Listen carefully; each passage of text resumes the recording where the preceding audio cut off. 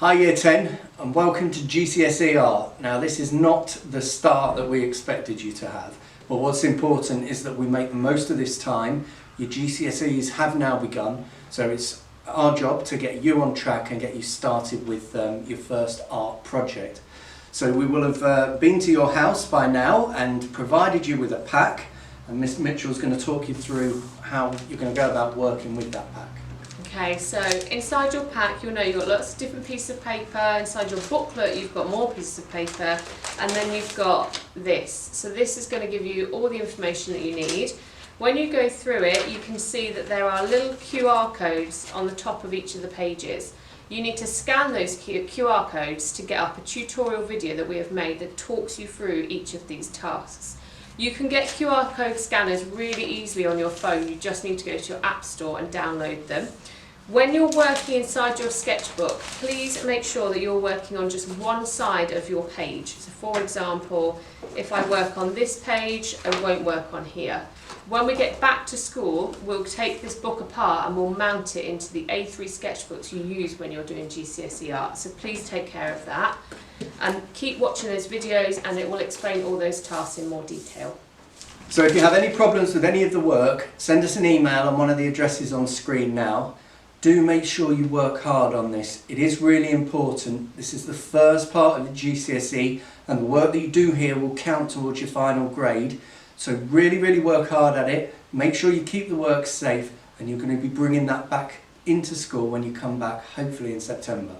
So we do look forward to seeing you and teaching you as we normally would, but stay safe and we will see you soon. Bye. Okay, so in your pack you'll find your booklet, and I want you to turn to task 1. So you're going to need your grid and skull sheet and your pencil. So you're going to need to decide which skull you'd like to grid up first. Then you're going to grab your grid and you're going to place it underneath a page in your sketchbook. So you want to start off either around the outside of the skull, or you can start off around the eyes, but you need to be looking really carefully at where those lines of the grid are and matching them up carefully on your A4 page, because remember, you're scaling up. This is not going to be an exact copy. The size is going to be much bigger. So what I'm doing here is I'm now working into the facial features, the eye sockets, the nose, and I'm just refining that initial shape that I did. So if you do go wrong, you've got a rubber, change it. Don't just stick to what you've already drawn. It needs to be accurate, it needs to be correct. So again, I'm refining around the outside, and now I'm working towards the jawline. I'm just plotting in a kind of curved line for the jaw, and then working in some other details that's going to help me later. And then I'm going to go in and start to add in those teeth. I'm looking carefully from both sides, making sure that I've got the right number of teeth, that they're the right scale. I'm just working along the top of the jaw, and then I'm going to start to work into the bottom of the jaw in a moment. So you've got to keep looking really carefully at that image in front of you. I know my head's in the way, but I'm constantly looking across at the picture in front of me and making sure that my lines are the same, the shapes are the same. So here I'm just working back over some of those lines. You can see where I've not quite matched it up with the grid, and I'm just adding in a few guidelines that's going to help me for my charcoal. So here I am going in with the charcoal. I'm starting off with the darkest areas first. Okay, you can be quite bold with this. Keep working your way around the image, just plotting in where those darkest areas are. You can't see it, but I've got that skull picture right in front of me. That's telling me all the information I need to know. So now I'm blending out that charcoal really carefully with the tip of my finger, and starting using the excess charcoal that's on my finger to add in those lighter shadows where I don't need it to be pitch black, but I want some kind of representation of it being a little bit lower. So again, I'm working around the outside, being as subtle in some places and much more bold in other places, but still just with the charcoal. I've not touched the chalk yet. Blending away.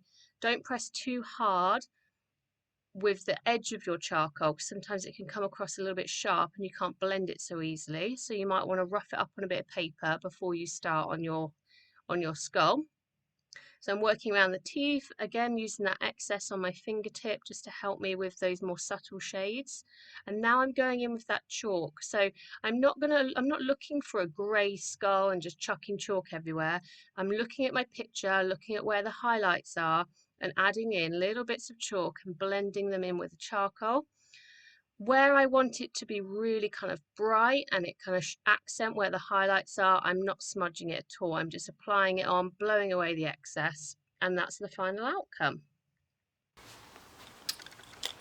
So we're going to show you how to use food colouring and bleach to create a drawing.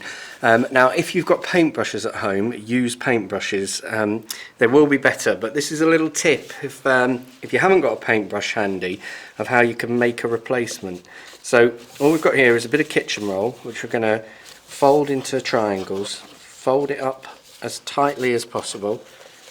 So that's about the right size there.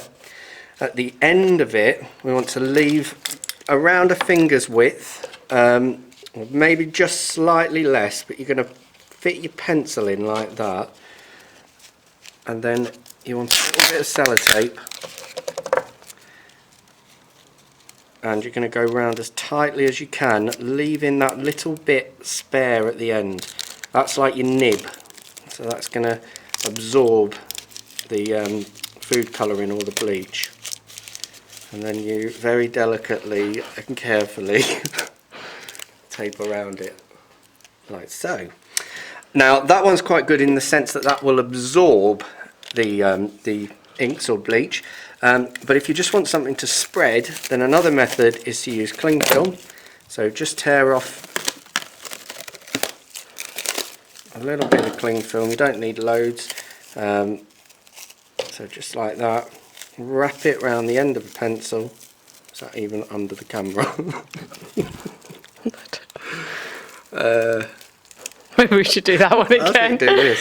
And there you go, there's your spreading tool. Okay, so you're going to start with a couple of blobs of food colouring and then use a paintbrush or one of your spreaders and just start to push that colour out around the page. Start with light colours, so yellow's good, and then start to build up some of your outlines using a darker colour, so you can see more of the red going on there just to build up those features. And then start to think about where the really dark areas are and go in with a much darker colour. So this is now a bit of green going on top. But obviously, as that's mixed in with the red, that's making a more browny kind of colour. And then a bit of blue food colouring on top of that, which is adding even more depth to it. So you kind of go round like that, building up the layers. You may get a bit of leakage, so try and don't overload the ink in any one place if you can avoid it. If you do get a bit of leakage, like you can see there from the nose, don't worry too much about it. You can blend it in, or you can just get another bit of kitchen roll and just mop it up.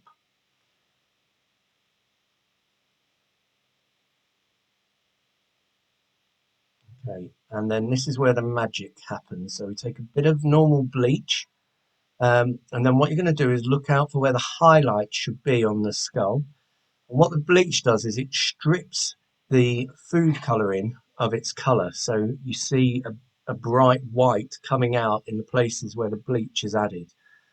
On this version, it seems to be taking a bit longer for that colour to be stripped, but you can see it's not instant, but as you leave it for a few seconds, the white starts to come through.